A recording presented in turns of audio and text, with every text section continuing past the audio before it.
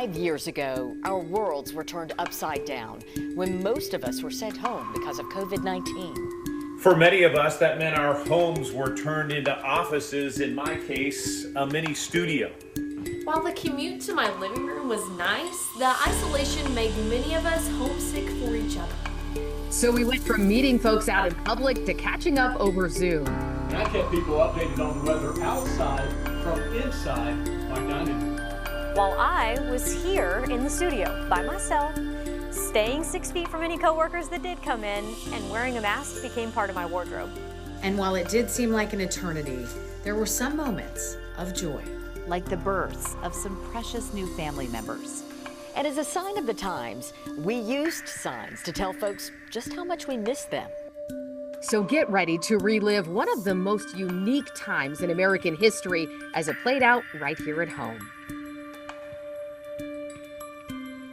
Hello and welcome to this WBIR Plus special, looking back on 5 years since the start of the COVID-19 pandemic. I'm Robin Wilhoit. On March 12, 2020, the first case of COVID-19 was reported in Knox County. At the time, terms like coronavirus and Wuhan flu were commonly used. According to the National Library of Medicine, COVID-19 was first identified in December of 2019 in Wuhan, China. The Centers for Disease Control and Prevention named it COVID-19, CO standing for corona, VI representing virus, and D signifies disease. The 19, of course, refers to the year it was discovered, 2019. Just one day after Knox County reported its first case on March 13th, the situation escalated nationwide as the pandemic was declared a national emergency. Reporter Emily Crabtree picks up the story. We have our first confirmed case of COVID-19 in Tennessee. 5 years ago, the state of Tennessee was grappling with the coronavirus. It was unlike any illness anybody had seen before. On March 12, 2020, Governor Bill Lee addressed the state about his plans to keep people safe. This morning, I signed Executive Order 14, which will move us into position to bring in additional funds from FEMA and relax certain laws which will make it easier to respond to this disease. That same day, the Knox County Health Department reported its first case of COVID-19. The person did not get sick here. They traveled and were exposed, and so it's an imported case, as we would call it. So we don't have community transmission at this point, so people aren't making each other sick here in Knox County. So that's good news. On March 13th, President Donald Trump declared a national emergency. I will never hesitate to take any necessary steps to protect the lives, health, and safety of the American people. In the weeks following, the Knox County Health Department began updating their pandemic plans and working with local medical providers. We've asked all of our area hospitals to do the same. They all have pandemic plans. Over the next weeks and months, COVID plans hit East Tennessee businesses. I think we're all going to take a hit, obviously, but let's be really conscious about the big picture. Including restaurants, schools, and stores. Changing every part of lives across East Tennessee. Most students were either wrapping up or starting spring break back in 2020 when the pandemic was declared. School leaders got creative and turned to a, by then, popular source of gathering, Zoom, to teach kids in virtual classrooms. When school started back in the fall of 2020, most schools were back in person learning or offered the option for students to learn virtually. Among the changes at the time, a limited number of students in the building, mask mandates, social distancing, and sanitizing stations.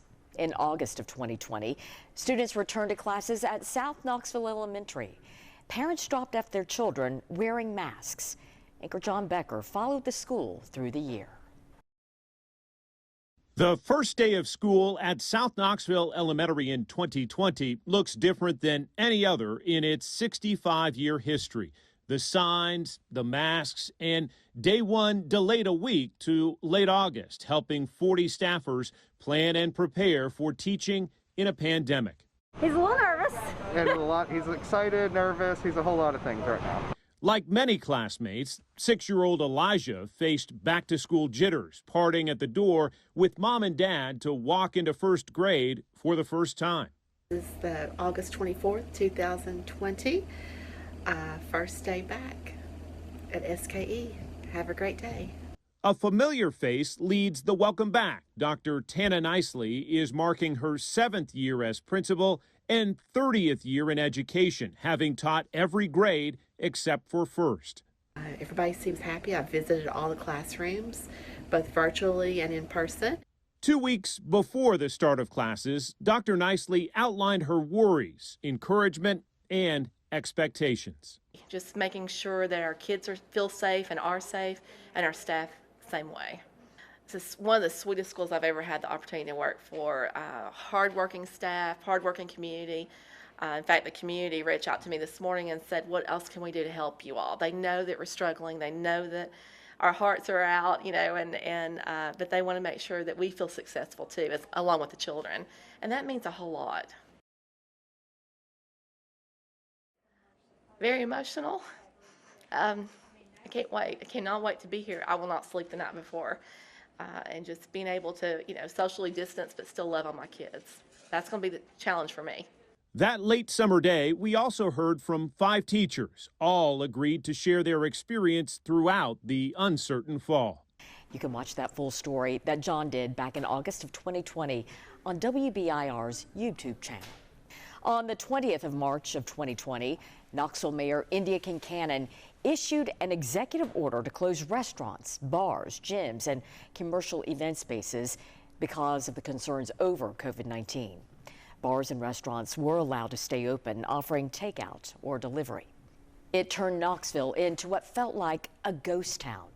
This is video of those first few days of the stay-at-home order.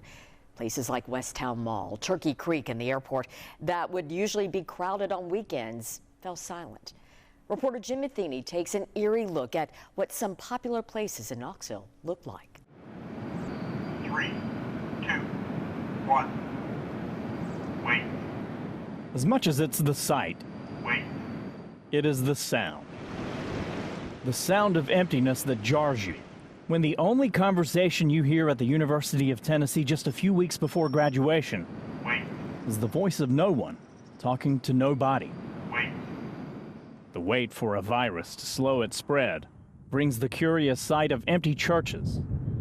An absence of communion that normally brews on patios on a perfect spring day.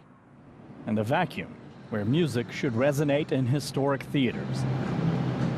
This eeriness is matched only by the enamel of a blank canvas you may never get to see again. And on it we paint memories people will share to the disbelief of future generations.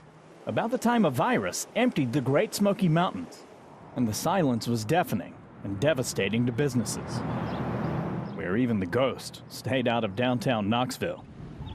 And the silence bloomed on college campuses, with no students climbing the steep steps, or struggling to push the heavy library doors, or circling to find a place to park while cramming for exams.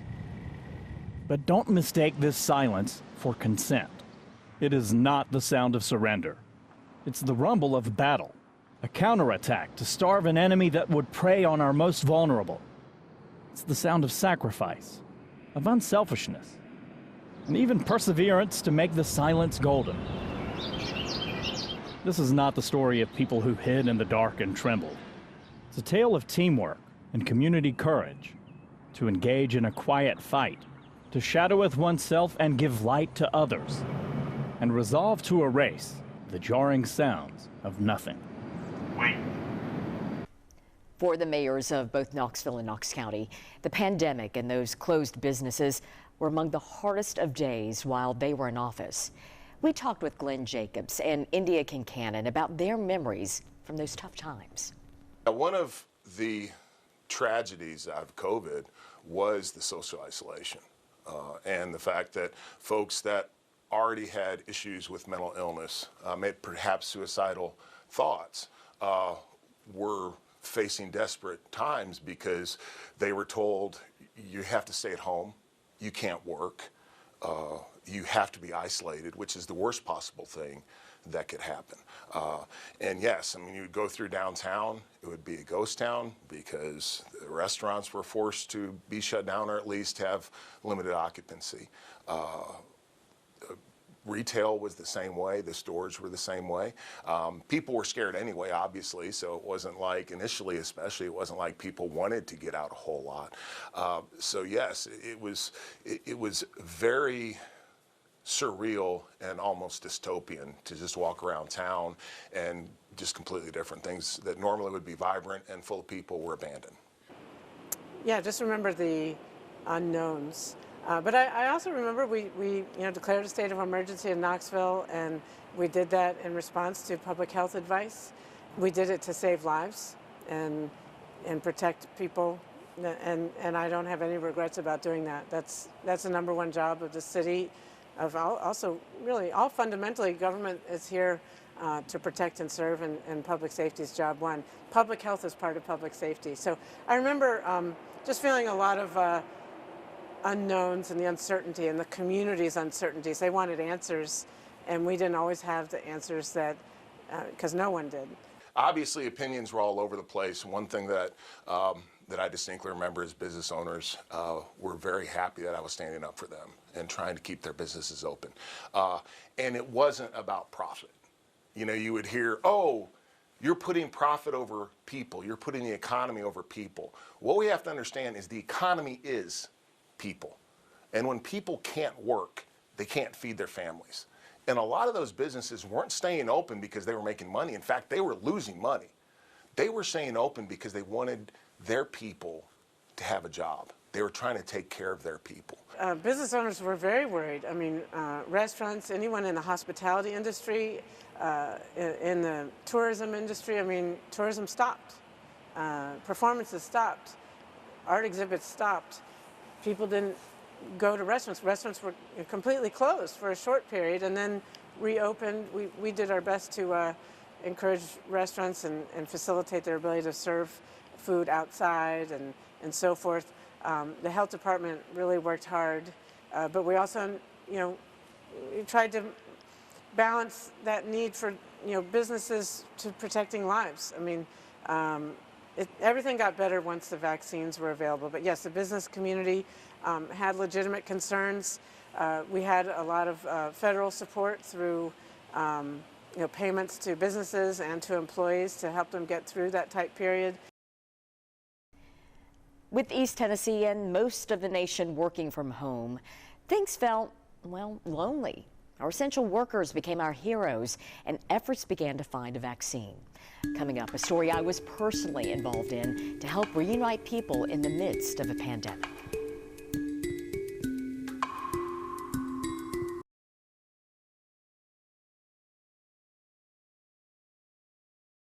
Welcome back to this look back at the 5-year anniversary of the COVID-19 pandemic. After months of isolation, the public was tired of not seeing those they loved. Trials began for a COVID vaccine, and I volunteered. It was a personal decision I made because of my love for my family. I was one of 44,000 people from around the world who participated in a clinical trial for the vaccine.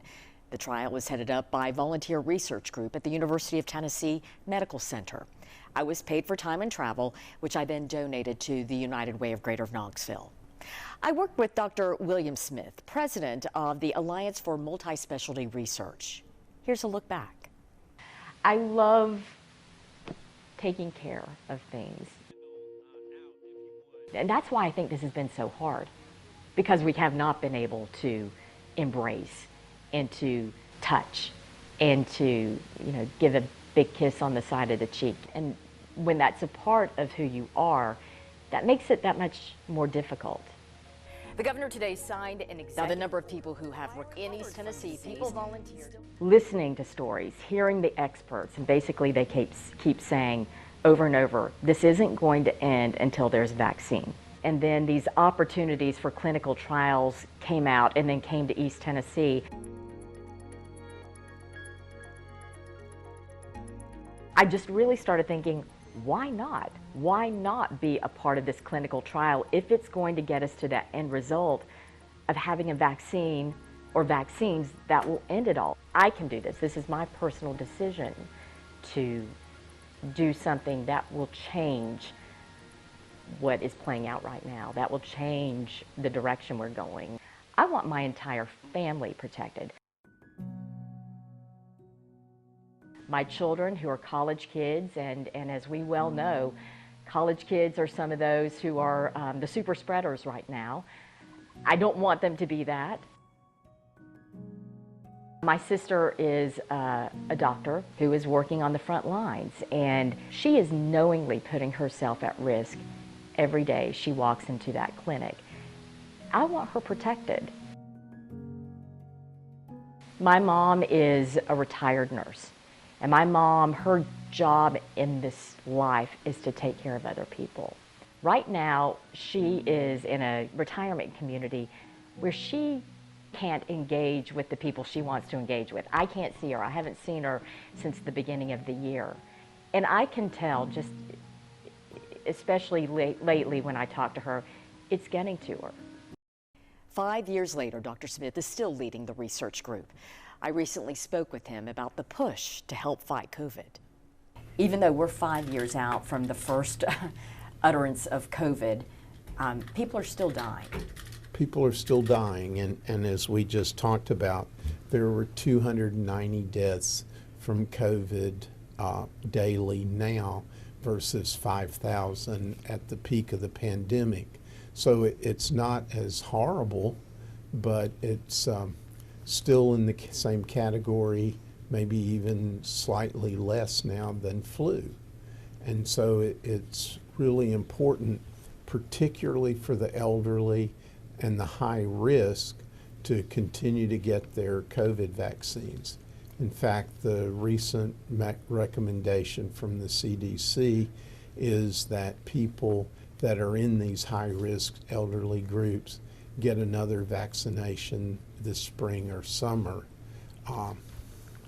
Let's talk about 2020. Really, March 15th, 2020, it felt like the world came to an end.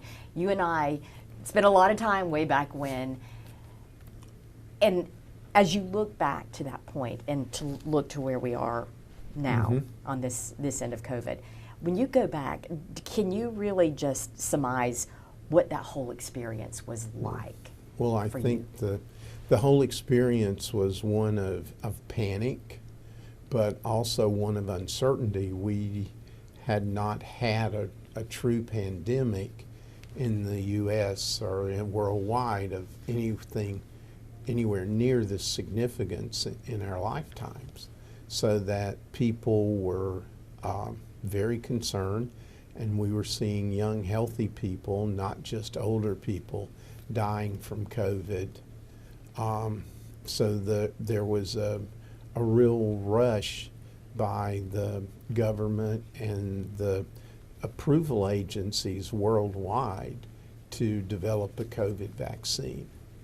And that was obviously the critical factor in the reduction we're seeing in COVID over the years since then. There was a real rush to find treatments that were effective beyond just the supportive care that was all we had to offer at that time. So since then we've come a long ways. We've got Paxlovid and other products in the pipeline to treat COVID, and then we also have readily available testing, which was huge in that people could test at home and they didn't have to go into a medical office, and if they were positive, then call their doctor and get one of these treatments after they became available. Having lived through what we lived through, and the technology that came out of it, and the treatments and the testing, are we more prepared if anything were to happen in the future, say another pandemic, anything like that? Are we in a better position as a result? We are, I think, in a better position, and people would say that's debatable, because most of the testing and the stuff that we've developed was specific to COVID. But the technology, particularly the RNA vaccines that can be developed and produced more rapidly, that technology is here to stay. And then the home testing kits with for the antibodies, that also is going to stay with us and be fairly readily adaptable to new diseases. The critical part is that we stay on the lookout for these diseases and that we respond rapidly like we did with COVID. Most of the new ones don't start out as quite as lethal as COVID was, so we need to be looking not just at for another pandemic like COVID, but something that may be a little less intense in the beginning, but then has the potential to explode. Are the tools in place for us to, and the research in place, future research for us to be on top of these emerging? The tools are in place for the surveillance. The CDC and the NIH and the World Health Organization have significantly improved their surveillance techniques and what we're doing. So yes, but once again, we have to agree to take an aggressive approach to developing treatments because there were a number of COVID vaccines in the early part of the program that didn't work, so that we have to be willing to fund something like what we did with Operation Warp Speed to be able to stay on top of these things. The surveillance is ongoing, not just in people, but in animals all over the world, looking for viruses that have a pandemic potential. You talk about the mRNA vaccines, and yes, the technology was there. It was really employed with COVID. Now looking forward, that technology hopefully will be able to treat a number of other conditions and diseases. There are several diseases that they're currently doing studies with, not just the monkeypox, but there was work with Zika, there's work with Ebola that is ongoing, not so much because we didn't get something put together with traditional vaccines, but as these mutate, they have to be changed, and mRNA vaccines are easier to modify the production. It's the production process is more amenable to producing large volumes rapidly. Cancer, even though, that's another. There are a number of cancer vaccine studies in process for several types of cancers, and that's going to happen even in more detail. So what we tell people is that we are at, in many ways, the golden age of vaccines, that we're going to be able to target diseases that we previously could not, and not just treat them after people got the disease, but to actually prevent them. And we've seen that with the fall in cervical cancer with the HPV vaccines. So absolutely, they are continuing.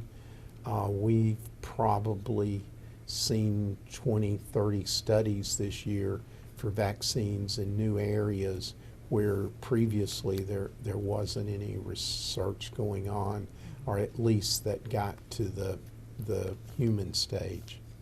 What is your response to, there seems to be more vaccine hesitancy,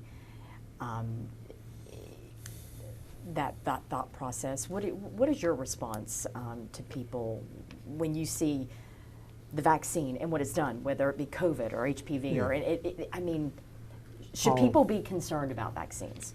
No. Vaccines have side effects in a small group of people that are serious. Clearly, there is the Guillain-Barré, but extremely rare. It's just more common than in the population at large.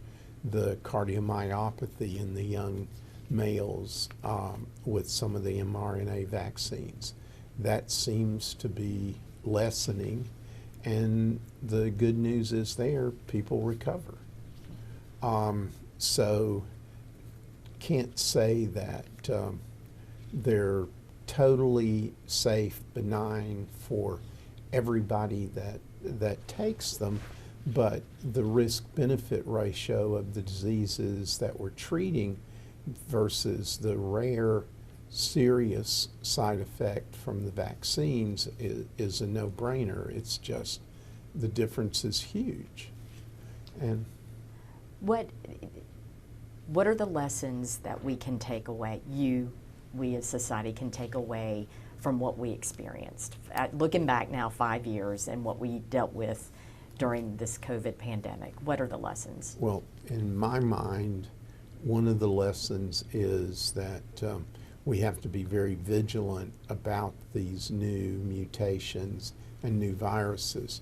What's different now compared to 100 years ago is how mobile the world is. So once it starts somewhere, for most of these viruses, it's going to be much more worldwide, global. So we're going to need to think of surveillance and development on an international basis, just not in the U.S. Now, some of the major vaccine companies are based here, so we want to continue to support them and the vaccine research. Once we've identified something that has a huge panic potential or pandemic potential, we need to start in the early stages developing vaccines aggressively like we did with COVID. And, in the past we've had fears around bird flu, which if you got it was really bad. Fortunately, the mutations on that have not made it more contagious, so its difficulty being transmitted has sort of saved us from that one. So we're going to see others, and I think that the authorities, not just in the U.S., but internationally, are much more prepared and much more aware that we have to do things earlier in the process, and that not all of the potential pandemics we're developing vaccines for are going to happen. But if we don't start early in the process, then we won't have them when we need them the most. Is there anything I haven't hit on that you would like to add? Well, we might just talk about that. Even though the pandemic per se, the medical emergency internationally is over, that COVID hasn't gone away, and it will continue to mutate, and people will continue to get infected. And with the current versions, we're not seeing the high death rates from the respiratory symptoms. But now we're seeing a lot more long COVID. And for people that get that, it can be debilitating, devastating for months. So it still is a bad actor. Hopefully, it's not going to go away. It's not going to go away. It's going to be like many of the other viruses, that it's present, and that it represents risk, particularly to the elderly, and that it's always capable of having a major mutation that makes it much more serious again. Vaccine, vaccine, vaccine, vaccine. I'm begging of you, please don't hesitate. And another vaccine had ties to a Tennessee treasure. Dolly Parton donated $1 million to Vanderbilt University Medical Center to support research for the Moderna vaccine. Dolly received the Carnegie Medal of Philanthropy for that donation, as well as her Imagination Library and its support for children's literacy. The pandemic didn't just change our everyday lives in the short term, it reshaped the news industry long term. It was no easy feat to go from one broadcast studio here at the station to several of them set up in our colleagues' homes. Brittany Bailey looks back at how our team was able to pull off TV magic. Good evening. Thank you for watching 10 News at 6. I'm Robin Wilhoit. And I'm John Becker. We're glad you're with us tonight. For years, this was television. Anchors in the studio broadcasting into your homes. But then, quite suddenly, 5 years ago, Robin, Todd, thanks very much. We were broadcasting from our homes into yours. You know, I'm thinking through my head, okay, how are we going to pull this off? We have to be able to have a TV studio in 3 or 4 or 5 different anchors' houses. It was like, at the beginning of it, I just had to think, and all of us, our team, we thought through, how are we going to pull this off? That's Will Tapper, our former news operations manager here at WBIR, otherwise known as our own personal MacGyver. And I remember going in the newsroom, we ended up ripping monitors off the wall in the newsroom so we could have them in the background. But we soon learned where there's a will, there's a way. Looks good to me. And he found a way to make sure we could keep doing our jobs from all sorts of unexpected places. We had John Becker in like his little bunker kind of studio when it started out. And then we had Abby in her house with her very pristine background and everything looked very nice and put together. We had Todd who was in his dining room with his curio cabinet behind him. And then we eventually added a monitor in there so he could have the weather graphics, which trying to find out how to get the technology to get like weather graphics back in real time was quite a challenge, but he had basically a weather center in his dining room for the better part of a year. It worked, but it certainly wasn't all smooth sailing. Pretty much everyone had Will on speed dial. I feel like things went wrong constantly. You know, you didn't really see it on TV, but there were several times where we didn't know if a shot was going to happen about 2 minutes before it came on the air. And luckily, you know, most of the time it did. If not, there were a few times where, you know, we just had to, it ended up being one person anchoring for a little bit until we were able to get that second shot up. But yeah, there was a lot of stuff that went wrong, and you know, we also tried to improve everything as we went along too, and by the end of it, it was a lot more stable and a lot easier experience to deal with on a day-to-day basis. Will says none of this would have been possible even just a few years earlier unless a huge TV live truck was parked outside each person's house. But with new technology and a lot of new skills, our crew kept the WBIR home fires burning and kept the community informed. We got through it. We managed to survive it. We're here another day, and we're back face to face with everyone. Todd Howell did his forecast from his dining room. Will set it up to feel like the weather center. Of course, Todd made good use of the dining room by dining on some snacks. Lots of snacks. He even shared his wife's famous trail mix recipe because we were all asking about it. And John Becker gave us a tour of that studio that was added to his home. It was a crazy time for sure, but I'm glad we are all back together again. No doubt, our camera rolls are filled with memories from the pandemic. Pictures and videos help tell the story of what life was like in lockdown. 10 News anchor Katie Inman was a reporter at the time and chose to create her own living history through a phone camera. When the pandemic started 5 years ago, there was a lot of uncertainty in personal life and at work. So I decided to document it. I filmed a series of video diaries on the app Snapchat, but no one ever saw them, or at least until now. And the majority of those pandemic videos were filmed right here in the comfort of my own condo. So for the past few days I've been working from home. It's mandatory because of coronavirus or COVID-19. You know, I've discovered that working from home is not all that bad, but I do miss my coworkers and I do miss the interaction. I did a story about how you can make the elderly people in your life, like your grandparents, how you can make them feel loved and special while they are in isolation. So I got to go see my Mimi and Papa and do a story with them, and I know that's footage that I will cherish forever. Because this is getting old and stressful, and I'm concerned for my physical and mental health. Well, I've got a perfect view of my oven, microwave, and cabinets. It's really quite scenic. I am just ready for all this to be over. So today, the Tennessee Governor Bill Lee issued a statewide safer at home order. I'm also hearing from correspondents and doctors that this whole stuff may not be calming down until June, which is a hard pill to swallow. I'm so lonely.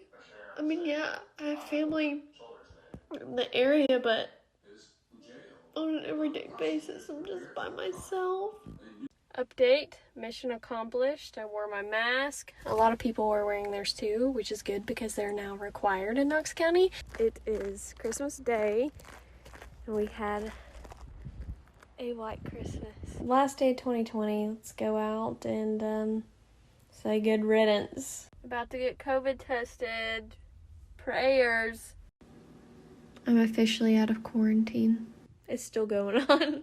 This is kind of wild to see. We're coming up on a year now. You're going to do just fine, okay. sweetheart. It's exciting. It is exciting. I'm so glad. We've had such a good turnout. I tell you, it's been crazy. Be real still, okay? Here we go.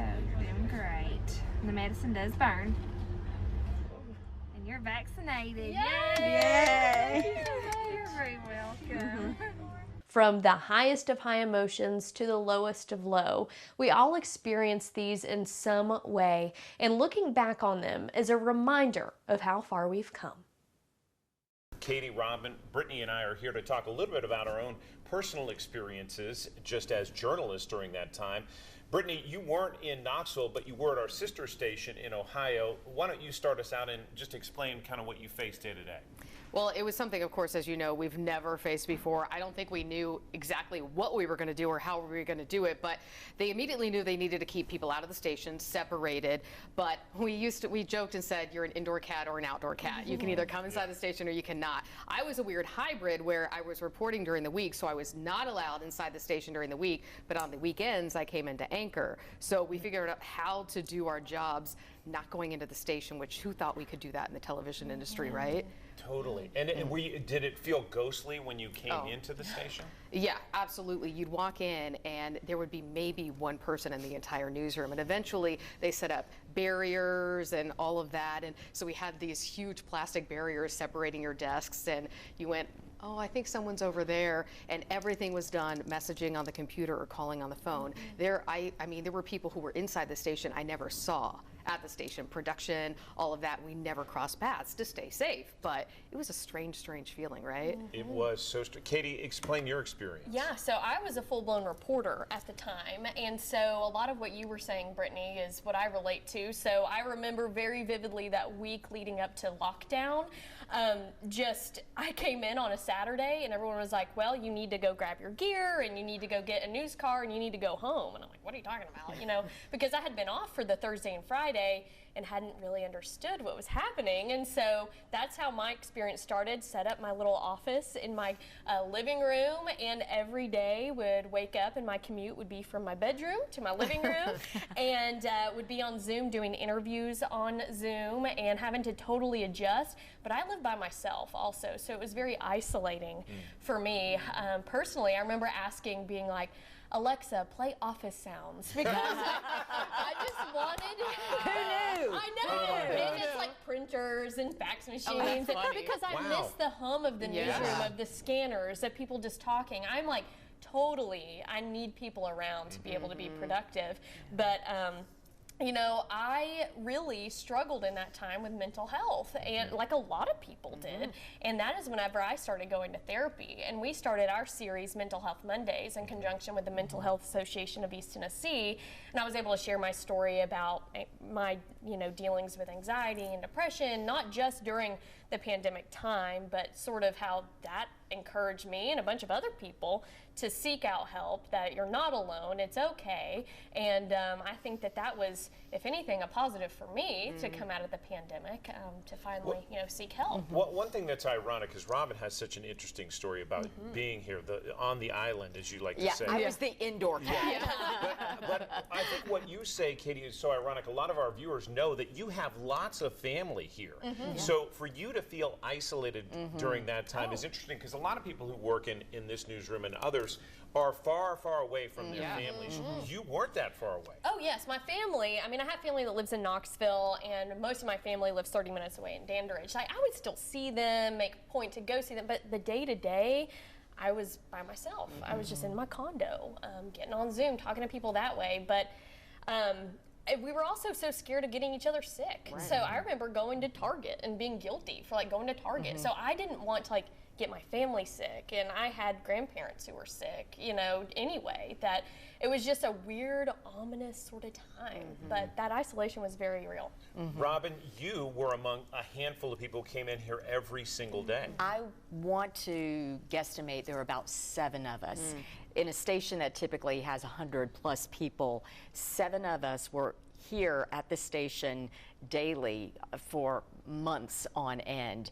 And there was good and there was not so good. The good was, yes, we did have that relationship. We did have that connection, even though one person was over here in the newsroom and another person was over here, and there was, you know, miles and miles of plexiglass in between us to protect us. We did what we had to do to stay as safe as we could, but it was integral to have people in this station in order for us to bring the news together with everyone here, there, and yonder. And so in that respect, it was fascinating to watch us bring a newscast together with you in your bunker, garage. I've heard it Exactly. You out in your your condo, someone out in the field, socially distanced, and to see it all come together, it was truly fascinating. And I think we learned a lot about ourselves in that moment, in those moments, in those months. One of the things that you did that a lot of people still come up to me and say, thank you, Robin, for doing this, is you volunteered to be a part of the trial for the shot. And that was just, again, we hadn't ever done this before, but it was an opportunity. It was an opportunity. I think each and every one of us in that moment felt helpless. What can I do? We don't know what we're dealing with.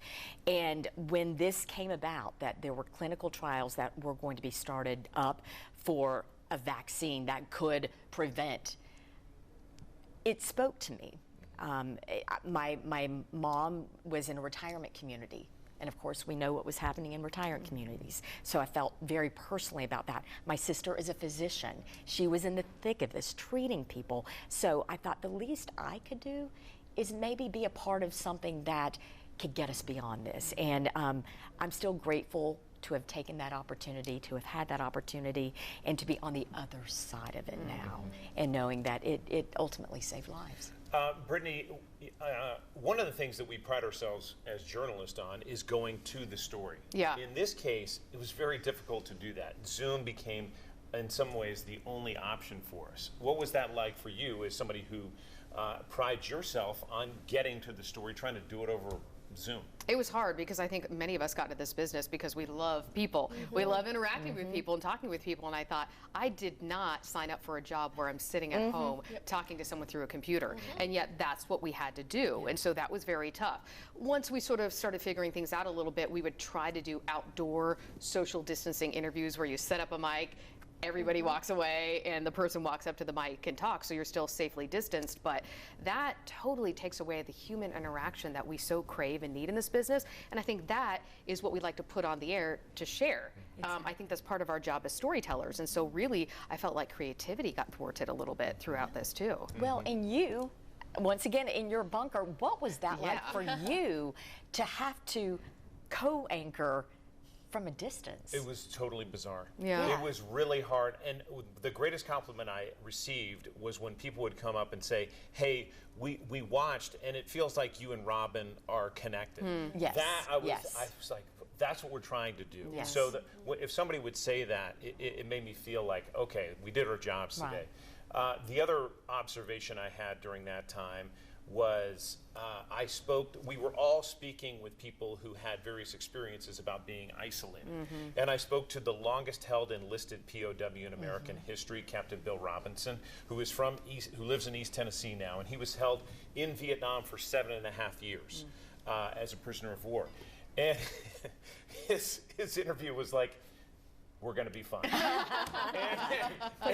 You got this. It was just one of those moments where you're like, Captain Robinson, you're right. Yeah. We can do this. And so it was nice to be able to talk to people like that who could offer some reassurance for that throughout that time, because there was so much unknown. Yeah. Do you remember some of the good moments, though? Because I was starting to think back about this, and we had our morning meetings, and everybody was on Zoom, and so we all got to see a little taste of what everyone was doing at home. And I remember I set it up where my TV was in the background, but I always put up, like, I have one of those TVs where you can put painting. It looks like a painting in the background. Yes. And then I remember getting my Christmas tree, and I lived in a loft at the time, and so I got a 10-foot tall Christmas tree. And so everybody was like, oh, your tree is up. And because I had time sitting at home, I would do pour over coffee every morning. And so sort of those little routines and moments I think helped a little bit. With folks stuck at home away from each other, it was hard not to feel lonely. So folks got creative in showing their love to others, from signs in the front yard to countless parades for birthdays, graduations. We began sharing these well wishes almost daily to keep reminding folks that they are loved and supported. In fact, Bill Williams, at the start of the pandemic, shared this heartfelt message of encouragement. Back almost 80 years ago, we were called to war. Today, we're called to stay home. We can do this. And there was plenty of love going around for the ladies on our 10 News Today morning show. Abby, Heather, and Rebecca all welcomed babies during the pandemic. Here's more on the baby boom. Well, for us, COVID was certainly an interesting time. All three of us, plus Leslie Ackerson, were pregnant. That was a wild time. And Rebecca, you were the first one to have a baby. I mean, not only wild because all four of us were pregnant at the same time, but then we went into a pandemic where at times we all had the opportunity of being at home for maternity leave, getting a chance to spend time with our newborns, but at a time where also, you know, everything was remote. Talking to each other was through Zoom calls. We were going to church services, you know, sitting in our vehicle, working remotely, both here at the station and then sometimes at our homes. But it was such a bizarre time. You know, even working in the studio, I think we were afraid to get close to each other. We weren't allowed to. Yeah, we weren't allowed to. Well, and you had Aria, was it January, right? I had Aria in February. You had Harper in March. So the week that we were in the hospital was right before everything shut down. I think we were the last people to have visitors at the hospital. And then everything shut down, and then it was stayed like, that way. What do we do? Do we continue to have visitors? Do we not? People who came into town to see us just had to social distance. We would see everyone from the porch. I remember this. So in October, we were only allowed to have our one person in the hospital room with us. So my husband and my mom had to switch off, because I had to see my mom. Well, of course. I just had a baby, and of course I had to see my husband. So they switched off. It was so weird, and like, it just felt like a very standoffish procedure, the whole childbirthing, compared to my last two children. The whole childbirthing experience, besides the doctors, of course, and the nurses, but it just felt like everybody was sort of keeping their distance, and nobody wanted to get anybody sick. Do I remember, was your baby shower, was it a drive-by? It was a drive-by. I was there. Yes. Did you drive by? Outside. Actually, no, I didn't. I stopped and Did you bring me a gift? What the heck, Heather? Abby? Well, you know what was funny too about when you were in the hospital for a time period, like siblings couldn't be in there. And you know, this was the second, third child for most of us, and you kind of missed that reunion. Absolutely. You know what else is funny? The one thing that really separated this pregnancy from my others is I was anchoring from home. Yes. But I had moved too, so I was anchoring. None of us knew she was pregnant for the longest time because you couldn't see your belly. Y'all, I would wear shirts when I got 9 months pregnant. I would wear shirts only buttoned to here, but that's all you could see, and so the rest of my belly would just be on display. Sending me pictures from home. It was kind of funny to co-anchor from at a distance like that. But I moved several times. Like, I moved into a temporary house and then into a permanent house, so I had to switch from my guest room to my friend's guest room where we were living temporarily, and then to the office where we ended up in our permanent home. So it was a 9-month period, maybe more, that I was at home. My whole pregnancy I was home. Wouldn't you say that it changed the way that people do news forever? I mean, Yeah. I think we discovered the power of Zoom. I think we discovered the power of being able to do things remote. I think it showed us a lot of what was possible, and it's really changed the trajectory of how we have done our shows from basically here on out The from last COVID. 5 years. For better or for worse? I didn't actually get to work from home at all. I came back and Russell That stinks. sat here and I stood at the monitor for more than 6 months until you got back. It was a long time. Was that boring? Was stuck with Russell? It was a really long time. You poor thing. We made jokes from a distance. Yeah. I have a picture of us the first time that our whole weather team reunited. I think we shot a promo and we all had our masks on. And remember, that was also the time frame of where if you wanted to see somebody or if you wanted to travel, you had to go do COVID testing. You know, get the whole swab up the nose. Or remember all the lines to go get COVID vaccines? Like you'd be sitting in your car getting COVID vaccines. Like, it was just such a weird moment to be a part of. You know, I remember after Robbie was born, about a month after Robbie was born, she was born October 20th, it was Thanksgiving, and we all got COVID, the whole family. I remember that actually, yeah. They couldn't test the baby, so we weren't sure if she had it, but she was a little stuffy. But other than that, she didn't have any symptoms. And we both had it, but my husband was like, his symptoms were way worse. He had like prickly skin. He was like on his deathbed, and I was kind of just taking care of the baby. Well, because and that was a time where people really heavily quarantined. Yes, right? yes. That happened in our house For too. 2 weeks. Yeah. For 2 weeks. So we couldn't spend Thanksgiving with our family. It was just, y'all, I do not miss those days. I hated working from home. I hated social distancing. I think us extroverts really like people around us. Yeah, it was awful. Us three. It's good to be back together, right? It's good to be back together. And we've made it through, ladies, and now we all have 5-year-olds, which is crazy. Which to is think also about. scary. I know, also. And there's some of those kiddos who were born during the COVID time frame. They are unique. You know what? They're not introverts, though. They That's are what not I thought. introverts. No. See, it's not. Yeah, Not at all. absolutely. Crazy times. Still to come, one of the few things many of us miss from the pandemic, the unexpected slowdown in traffic. Plus, some of our reporters during that time shared their thoughts on reporting during a pandemic while dealing with it off air as well.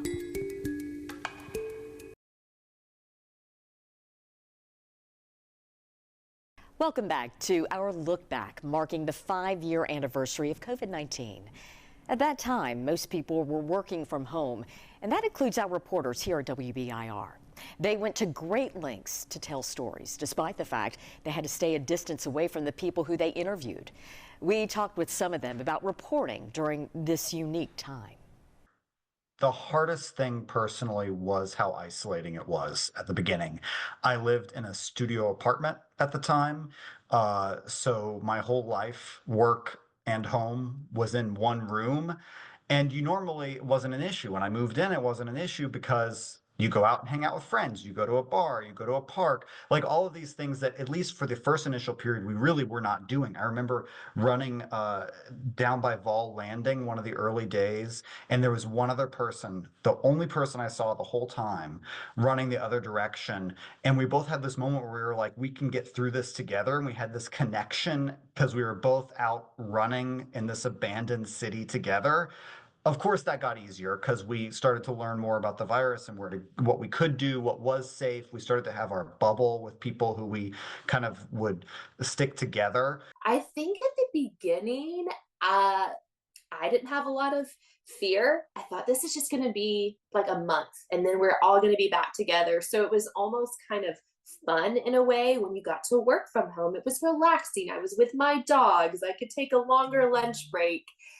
The reality of it didn't really set in initially, but it was kind of lonely in the beginning because, you know, we work in a place with lots of people, a lot of collaboration, and it was a very quiet building, at least when I was in there. My goal was to not do a lot of COVID stories, but one that I did though, that was a COVID story, was just a fun thing with children's theater. You know, I've done a million stories with them, but they wanted to do their performance, and so they all got those plastic shield face mask things, and they had the whole audience wear masks, and they had limited stuff, and so they did their show, and it was like really fun. It's like they're survivors. I essentially one day put out like a call, and I was like, hey, send me videos of you or people doing things. Like, it doesn't even have to be sports related, but I will call it like it's a sports like highlight, because I was like, there's no sports highlights for me to be talking about. What was so beautiful about all of that is we got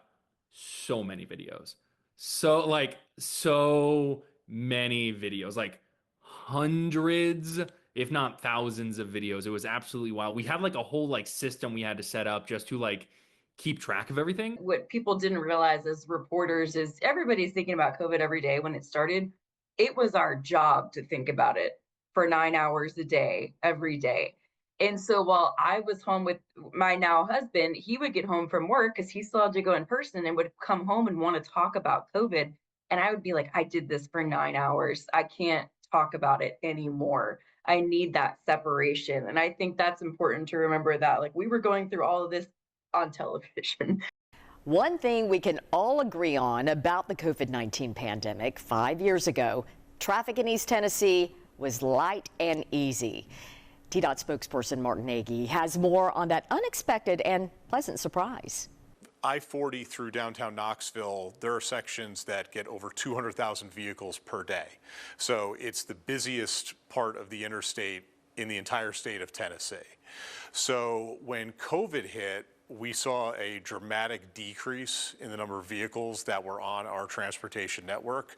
So it certainly was odd to be driving through downtown Knoxville at what would typically be peak rush hour and being able to get through those areas fairly seamlessly. I mean, it's hard to find any real positives to what happened during the pandemic. Obviously, traffic was something that you could see a dramatic change. There were a lot of changes to the way that we operated in our daily lives. There were a lot of jobs where people could work at home, but there's a lot of jobs that our TDOT folks do on a daily basis that they're not able to do that they have to be on the roadways. They have to be patching potholes. They have to be, cleaning out drainage, things like that. So it was a learning process for everyone, and certainly that included our TDOT folks. The challenges were making sure that our crews could get out there and still do their jobs. Yes, we were able to get a lot of things done and not worry about traffic as much, but they had the same challenges as everyone else, making sure that social distancing was there, making sure that we were cleaning our equipment, our trucks, our clothing every single day. So, I mean, this was something that we all obviously dealt with, and something that hopefully we never have to deal with again. As of December 2024, the Tennessee Department of Health reports more than 31,000 Tennesseans have died from COVID-19 related illnesses. In May of 2021, the city of Knoxville unveiled a COVID-19 memorial mural at World's Fair Park. It was designed by artist Kelsey Montague. It honors those who we lost to the virus, as well as those who helped to fight it. Every bird is different, just like the victims, but flying in the same direction of hope. Today, the Tennessee Department of Health tracks COVID-19 data as any other respiratory virus, putting it in the same category as RSV and influenza. Thank you so much for watching this special on the 5 years since the COVID pandemic.